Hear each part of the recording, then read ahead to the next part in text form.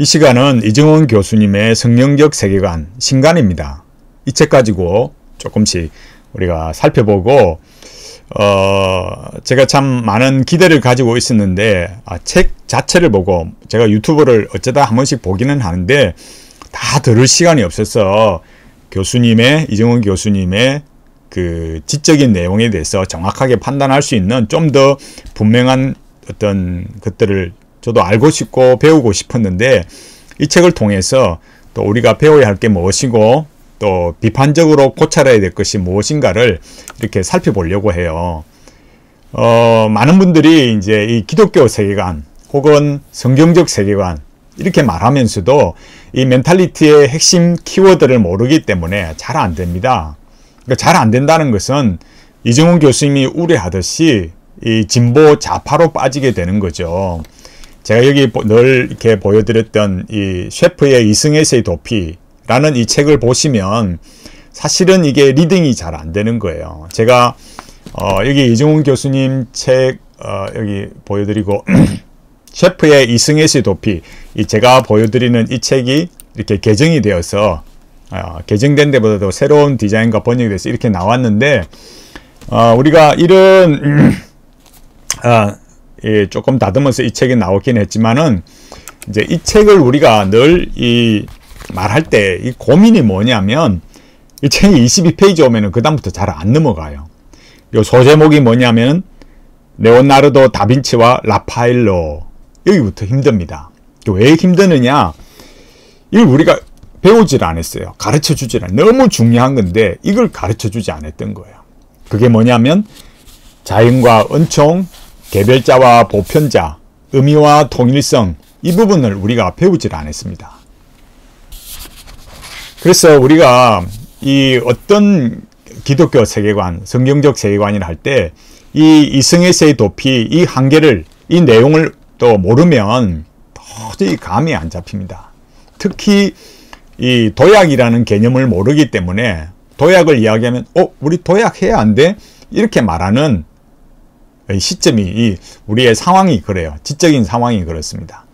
우리가 하나씩 이렇게 여기 이정원 교수님의 성경적 세계관에 대해서 제가 많은 기대를 가지고 이 책을 주문을 하고 샀는데 제가 생각하는 것보다는 조금 우려스러운 부분이 있어요. 그냥 무조건 비판하겠다가 아니라 이 책을 통해서 살펴보고 배워보고 또 우리가 어떤 관점을 가져야 되는 건지 생각해 보도록 하겠습니다. 제가 먼저 이 서문에 말씀을 드리려고 하는데, 먼저 항상 이 핵심 키워드, 멘탈리티의 핵심 키워드를 알아야 된다. 신성한 내면의 구상과 의미와 통일성, 도약, 이걸 아는 것이 너무 중요합니다.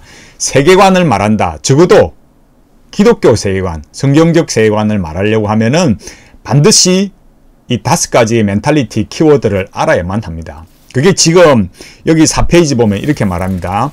계절의 변화 속에서 인간은 실존적으로 자연을 직면하며 창조주 하나님에 대해 생각할 수 있습니다. 이렇게 말했어요.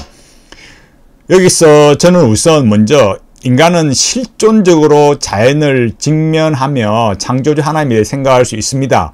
이런 부분은 철학적 고민이 없는 사람들은 잘 이 내용의 어떤 깊이를 쉽게 말할 수 없어요. 이정원 교수님은 분명히 알고 계시는 거죠. 왜냐하면 이어서 나오는 것이 피조 세계를 경험하고 하나님을 추론하는 자연신학, 또 인간의 지성을 자랑하며 이신론에 빠지는 이런 것들은 역사 비평 속에서 버려도 되는 재활용 불가능한 문명의 폐기물 정도로 여기고 있다. 잘 알고 계십니다. 이정원 교수님의 요 문장 표현은 우리가 기존에 볼 수 없는 아주 멋진 표현들이에요. 역사적 평가 속에서 버려도 되는 재활용 불가능한 문명의 폐기물, 이런 것들은 우리가 일반 서적에서 볼 수 없는 좋은 문장이에요. 그러나 여기 보면 어떻습니까? 창조주의 존재를 믿지만 성경에 계시된 그리스도가 중심이 된 신앙이 아니라면, 다시 말해서 왕 대신 그리스도의 통치와 무관하게 산다면 이것은 참된 믿음이 아닌 것이죠 라고 했습니다. 그러니까 여기서 이제 우리가 이 책 이후에 요 다음 1장 2분의 이후에 나오는 부분을 알 수 있지만, 왕 대신 그리스도의 통치, 그래서 아브라함 카이프가 나옵니다. 제가 좀 이따 아브라함 카이프 말씀드릴 건데, 이런 부분에 있어서 어떤 신학적이고 철학적인 조명이 있는가, 이런 것들을 분명하게 알아야 됩니다. 그래서 여기 이어지는 거, 과학적, 철학적 논증을 통해서는 하나님을 알 수 없다. 하나님 인간의 이성인 논증할 분이 아니다. 초월적인 존재라는 진리에서 이런 그 과학적, 철학적 논증이라는 것은 초월적 존재에서 여기서 초월적 존재라는 진리에서 우리를 멀어지게 할 수 있다. 이렇게 말하고 있어요. 그래서 여기 이런 부분은 또 잘 말씀하고 있어요. 믿음은 하나님의 전적인 은혜로의 선물이지 강박적 증명의 대상이 아니다. 우리 일반적으로 볼 수 없는 문장을 또 이렇게 접하게 됩니다. 그런데 여기 이제 뒤에 와서 이제 어떻게 말하느냐 하면은 여기 6페이지 오게 되면 칼바르트의 신정통주의를 이렇게 말해요.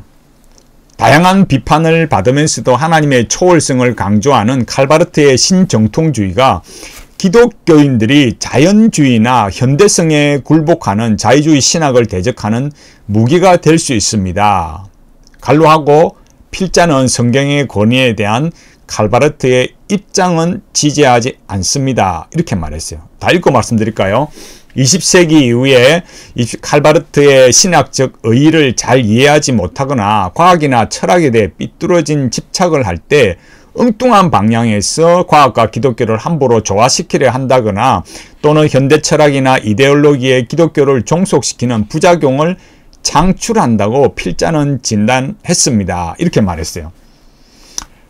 여기 이정훈 교수님이 분명히 칼바르트의 성경의 권위에 대한 어떤 입장은 지지하지 않는다라고 말했지만, 여기 이정훈 교수님의 그 관점을 보면 어떻습니까? 앞에서 말했듯이 이런 과학적, 철학적 논증을 통해서, 그러니까 이성적 논증을 통해서 하나님을 증명하려는, 여기 뭐라 했습니까?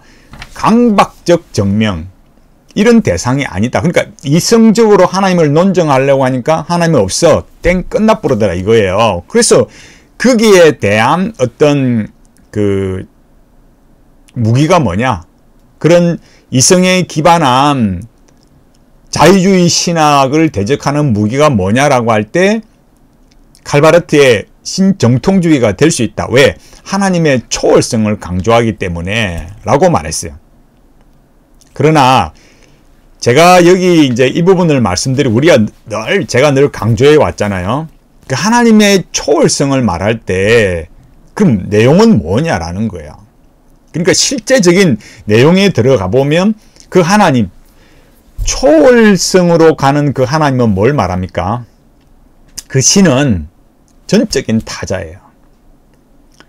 그 전적인 타자로 가버리니까 신학적 변질이 일어난다고요. 그러니까 이 전적인 타자라는 것은 성경의 하나님이 아니에요. 칼 융이 말하듯이 그 원형에 속하는 하나님이고, 그 원형의 그 신성한 내면아이가 되는 것이고, 불교의 공이나 진아나 세상의 어떤 신성한 존재에 대한 여러 형태들이 공이 다 적용이 되는 거예요. 그러니까 종교 다원주의가 돼버리고 칼바르트의 이 신정통주의에 기반해서 큐티를 했기 때문에 도약이 발생한다 이겁니다. 그래서 반드시 이 세계관을 가르칠 때도 신성한 내면화의 구상화, 의미와 통일성, 도약, 이걸 반드시 알아야 됩니다. 하나님의 초월성, 그러니까 하나님과 인간 간에는 그런 질적인 차이가 존재하기 때문에 그 하나님을 그럼 어떻게 알 수 있느냐라고 할 때 순간의 찰나의 그 찌릿함을 느껴야 된다 이거예요. 그게 이 전적인 타자로 가는, 이 초월성으로 가는 위험성입니다. 그리고 그 다음에 중요한 건 뭐겠습니까? 제가 여기 말씀을 드렸듯이 여기 제목이 뭡니까? 칼바르트의 정치신학, 제가 여기 말씀을 드렸잖아요. 우리가 지금 이 성경적 세계관을 말할 때 한 인물을 가져온다는 것이 어떤 의미를 가지는가, 이걸 잘 봐야 된다라는 거예요. 그래서 여기 이 바르트가 이 목회를 할 때 이 아르가우 지역의 자펜빌의 목회자로 부임을 했는데, 대부분이 뭐냐, 이런 사람들이 뭐냐면 가난한 직물 노동자였어요. 가난한 직물 노동자. 그래서 여기에 대한 어떤 노조 운동을 적극 참여하게 됩니다. 그래서 1911년 12월 17일에 자펜빌의 노동조합 연맹에서 예수 그리스도와 사회운동이라는 강연을 하고, 그래서 뭐라 했느냐, 지금 예수는 사회운동이며 사회는 예수다, 이렇게 예수와 노동자 운동을 동일시했어요. 위에 여기 말이 나오듯이 이 노동자와 자펜빌의 노동자와 고용주 간의 계급 투쟁이라는 현실적 문제에 직면한 바르트가 교회의 발언과 활동이 모든 그리스도인들에게 구속력을 갖는 분명한 실천으로 나가야 된다. 프락시스가 있어야 된다. 이렇게 말한 거예요. 그러니까 예수의 본래적 내용은 뭐냐? 사회운동이다. 바르트는 하나님의 뜻과 역행하는 사회 현실을 전복하려는 투쟁을 신학적으로 연결하고자 예수를 사회운동과 연결시켰다. 이렇게 말했어요. 이게 칼바르트예요. 교회의 사명이 뭐냐? 이런 자본주의, 궁극주의가 판치는 세상을 이렇게 전환시켜야 된다라는 거죠. 그런 자기의 신학을 구축해서 뭘 했습니까? 바르트는 사회민주주의는 예수와 일치하고 자본주의에 대안으로 사회민주주의를 긍정적으로 바라봤어요. 그래서 여기 밑에 뭐라 했습니까? 제가 저번에도 언급을 했죠. 그와 같은, 그러니까 이를 위해 바르트는 하나님의 혁명이라는 개념을 사용한다. 당시의 상황에서 말하자면 정치적 참여를 말한다. 그와 같은 정치적 참여가 목표하는 것은 하나님의 나라이고, 그것은 앞서 말한 인간의 소외가 회복되는 자유와 평화의 나라다. 바르트는 그 나라의 체제를 민주주의와 사회주의로 생각했다. 그러니까 자유민주주의가 아니에요. 제가 지금 이런 문제들을 왜 말하겠습니까? 앞서 말했듯이 뭐라고요? 한 인물을, 지금 여기 말했듯이 뭘로 말했습니까? 이 성경적 세계관이라는 이름을 말할 때 이 한 인물을 가져온다는 신학적인 신개념의 변질, 또 인간론의 변질, 무엇보다도 그렇게 되니까 구원론의 변질, 하나님 인식의 문제. 여기 이정훈 교수님 뭐라 했습니까? 성경의 권위에 대한 칼바르트의 입장은 지지하지 않습니다 말했지만 결국은 이런 내용들을 함의하고 있다라는 거예요. 그리고 정치적 성향으로 갈 때 어떻습니까? 민주주의, 사회주의, 하나님 혁명, 이런 내용들을 바르트가 가지고 있기 때문에 이런 내용들을 잘 알아야 됩니다. 제가 이렇게 말하면 다 알고 있다고 말하겠지만 이런 우리가 내용들에 관해서 충분히 인식하고 있어야만 됩니다. 그러니까 우리가 이 현 사회 속에서 왜 좌파로 나아가느냐 라는 내용을 잘 봐야 되는 거예요. 여기 제가 보여드린 이 자료에서도 말씀을 드렸듯이 뭐라고요? 여기 위에 말했잖아요. 사회민주주의는 예수와 일치하고 자본주의 대안으로서 사회민주주의를 긍정적으로 바라봤다. 이런 내용들을 오늘날 가지고 있는 거예요. 그래서 자본주의 중심의 사회를 변화시키기 위해서는 교회가 정의와 연대에 힘써야 된다. 그래서 하나님의 혁명, 이런 개념을 바르트가 가지고 있었기 때문에 결국 그 내용을 잘 봐야 돼요.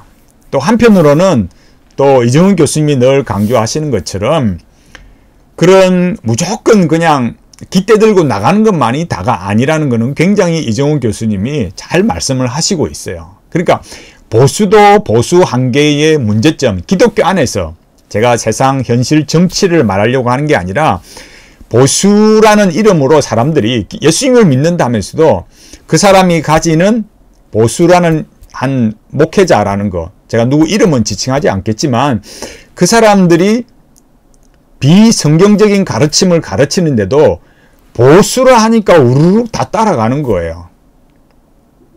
그럼 뭐 말은 그렇죠. 아이고 뭐 오죽 답답하면 나가겠습니까? 물론 그 말에 얼마나 마음에 함의가 있어요.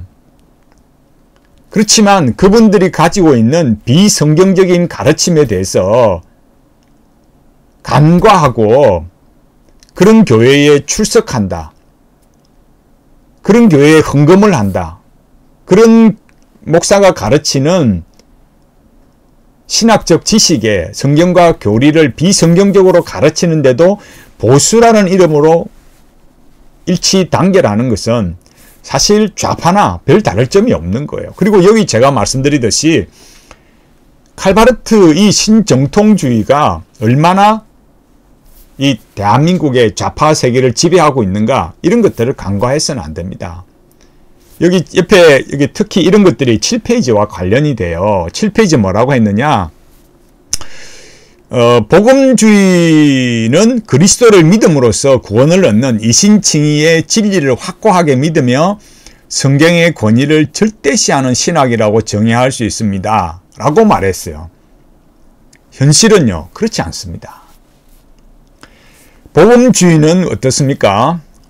제가 다른 데서 말씀드렸듯이 여기에 복음주의라 하지만 오늘날 현대 복음주의는 사실은 신복음주의고, 신복음주의는 사실 말만 다를 뿐이지 실제로는 여기 교수님이 비판하는 이 자유주의 신학과 별다를 게 없어요. 물론 교수님은 이신칭의에 대한 분명하고 확고한 이 교리의 신앙의 이 복음의 진수에 대해서 확신하고 있음이 분명해요.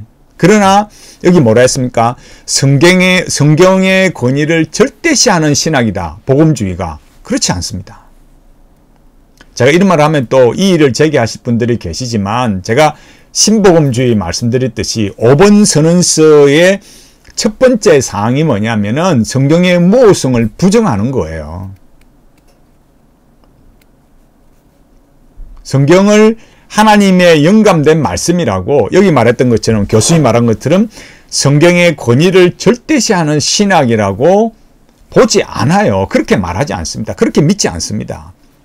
그렇게 하는 근본적인 문제가 뭐라고요? 여기 6페이지에 칼바르트나 7페이지에 이런 복음주의라는 이 계열의 사람들이 구원과 우리의 윤리 도덕에 관한 것만 믿자. 그럼 뭘 안 믿느냐? 역사성은 믿지 말자. 이렇게 돼버렸다니까요. 칼바르트, 제가 계속 말했듯이 하나님을 전적인 타자로 말하고 창세기 1장부터 3장까지, 그리고 성경 전체에 나란 이런 많은 중요한 내용에 있어서 역사성을 빼버린다고요. 신화, 설화, 그 게시테라는 개념은 뭐라고 했어요? 호랑이 담배 푸던 시절 이야기가 돼버린다고요. 그러니까 우리는 뭐예요? 예수 그리스도의 십자가의 구속이 필요 없는, 말은 하지만 실제로는 어떻다고요? 그 전적인 타자를 제가 여기 구리스펜으로 보여드렸잖아. 이 구리스펜은 이게 전적인 타자고, 이 전적인 타자를 인식할 수 없기 때문에, 이렇게 가려져 있기 때문에 여러 형태로 나타난, 이 말했잖아요. 제가 볼펜 보여드렸잖아요. 여러 형태로 나타난 이 신들 뿐만이 아니고 자연세계, 엄마가 자기 전에 해주는 말, 내가 음악을 듣고 책을 읽고 밥을 짓고 회사 신앙생활하고 산책을 하고, 이런 종교 저런 종교가 내가 뭘 하면 된다고요? 찌리릿 하면 된다 이거예요. 그리고 현실에서는 뭐라고요? 민주주의, 사회주의, 혁명, 이런 관점으로 흐르게 되는 게 이 칼바르트의 신학의 변질, 현실의 그 인간적 정치 형태가 그렇게 나타났어요. 그리고 이 복음주의도 결코 뭐라고요? 성경의 권위를 절대시하지 않았습니다. 여기 뭐라고 했습니까? 복음주의는 성경의 권위에 대한 입장 차이로 인해 자유주의와 구분되고, 세계 선교에 대한 강조와 복음의 사회적 적용, 사회 참여를 강조하는 측면 때문에 근본주의와 다르다고 할 수 있습니다. 여기에 대해서 저는 아주 잘못되었다 생각해요. 그러니까 근본주의라 그러면 이게 무슨 아주 혹독한 어떤 사람들 또 내지는 어떤 잘못된 부류의 사람들로 낙인 찍고 있다 이거예요. 여기에 교수님께서는 이렇게 말했잖아요. 복음주의는 개혁주의보다 초교파적으로 더 큰 범주라 할 수 있다. 범주야 당연히 더 큰 범주이죠. 여기 뭐라 했습니까? 복음주의 운동의 역사적 뿌리는 영국의 존 웨슬리의 부흥운동, 미국의 청교도운동, 독일의 경건주의 운동이며 신학적으로는 루터와 칼빈으로 대표하는 종교개혁이 그 연원이라 할 수 있습니다. 이렇게 말해놨어요. 여기에 그 연원이다. 여기에 그 연원이다. 이렇게 말했지만은 이건 정확한 표현이라고 할 수 없어요. 왜 그렇느냐. 여기에 루터와 칼빈이 오늘날 이 복음주의와 일치될 수 있느냐. 그럴 수 없다 이거. 왜 그렇다고요? 제가 말했듯이 가장 첫 번째가 이 5번 선언서에 나타난 것처럼 뭐예요? 성경의 무호성. 이 성경의 무호성을 뭐예요? 박살 내버렸다고요. 이게 굉장히 심각한 거예요. 그러니까 여기 루터와 칼빈이라는 게 오늘날 관점으로 보면 어떻습니까? 이 복음주의 관점에서 보면 루터와 칼빈은 이게 근본주의가 되는 거예요. 우리는 이런 점들에 대해서 분명하게 생각해야 되고, 여기 특히 독일의 경건주의 운동을 이렇게 말씀을 하고 있는데, 더 큰 범주로서는 이렇게 복음주의가 여러 가지를 포괄하고 있다 이렇게 볼 수 있겠지만은, 결국은 이 내용을 조금만 잘못 이렇게 보면, 잘못 본다는 것보다도 이 근본주의를 폄하하는 이런 관점을 보면은요 굉장히 심각한 문제가 발생할 수 있어요. 그러니까 그 문제라는 게 뭐냐면은, 우리가 신앙의 역사성, 그러니까 성경의 역사성과 또 예수 그리스도의 동정녀 탄생, 분명히 천국과 지옥이 있고, 이런 관점들에 대해서 기독교 신앙의 근본 교리를 사수해 가는 것이 이 근본주의라는, 이 자유주의나 이 신복음주의가 근본주의로 낙인 찍힌 그런 것들인데, 그런 내용인데, 오히려 근본주의와 다르다고 말했기 때문에 이 7페이지 있는 내용은 많은 오해를 불러일으킬 수 있다는 거예요. 그래서 우리가 여기 서문에 나타난 내용들은 이제 이 이후에 하나님의 통치를 강조하고 은혜와 구속의 역사, 경륜으로 견인하신다 이렇게 말했는데, 이 이신칭의와 하나님의 통치, 또 교수님의 전체적인 관점은 이런 거예요. 그러니까 하나님의 통치와 섭리, 이신칭의 이런 걸 강조하고 있지만은, 이런 내용에 포함된, 그러니까 한편으로 이정훈 교수님이 말하시는 어떤 큰 틀에 있어서 그런 내용을 우리가 배우고 또 알아가야 되겠지만은, 그러나 이런 내용들 속에 있는 오류들이 무엇인가 이런 것도 우리가 알아가야 되겠습니다. 시간이 나는 대로 제가 이 하나씩 나누면서 어떤 우리의 이 신앙의 근본적인 내용이 어떤 관점들을 가지고 있는가, 제가 계속 말씀드리지만 신성한 내면화의 의미와 통일성, 신성한 내면화의 구상과 의미와 통일성, 도약이라는 이 5가지 핵심 멘탈리티를 반드시 알아야 된다. 그렇지 않으면 어느 한 일부분만 가져와서 활용하기 때문에 역시 성경적 세계관, 기독교적 세계관이라 하지만 이런 부분에 있어서 제가 여기 이정훈 교수님이 말씀하시는 이런 책들이 좋은 점도 있지만 또 한편으로는 양날의 검이 될 수 있다. 그러니까 한편으로는 이 성경적 세계관을 세우기 위해서 굉장히 중요한 어떤 역할도 할 수 있지만은, 또 한편으로는 봐라, 우리가 하는 거나 이정훈 교수가 하는 거나 별 차이 없어, 이렇게 될 수가 있다 이거예요. 왜? 같은 인물을 가져오고 칼바르트 가져오고 복음주의 가져와서 너희들은 이렇게 사용하고 우리는 이렇게 사용할 뿐이야 라고 말할 수 있는 여지가 충분히 있다 이거예요. 그러니까 우리가 이런 성경적 세계관을 이렇게 배워가고, 혹 기독교 세계관을 배워갈 때 신성한 내면화의 구상화, 의미, 통일성, 도약, 결국은 의미와 통일성을 누구로부터 어떻게 공급받느냐 이 문제라는 거예요. 이걸 분명하게 우리 삶에 알아서 이걸 성경과 교리를 통해서 배워가는, 그래서 충만한 삶을 누려가는 우리 모두가 되기를 바라고요. 하나씩 조금씩 살펴보면서 배워야 할 점은 무엇이고 또 비판적으로 고찰해야 될 것은 무엇인가, 이런 것들을 잘 봐야 됩니다. 그러니까 이 서문에서 말하듯이 이정훈 교수님이 말씀하신 거, 실존적 사고, 그러니까 철학적 과학적 사고로 하나님을 증명하려고 해서는 안 된다. 그런 것들은 다시 말해서 자연신학이나 이신론으로 나타난 것은 역사적 평가 속에서 버려도 되는 재활용 불가능한 문명의 폐기물이다. 그런데 칼바르트를 가져오고 근본주의를 이렇게 말한다는 것은 우려스러운 일이다. 오해될 수 있다.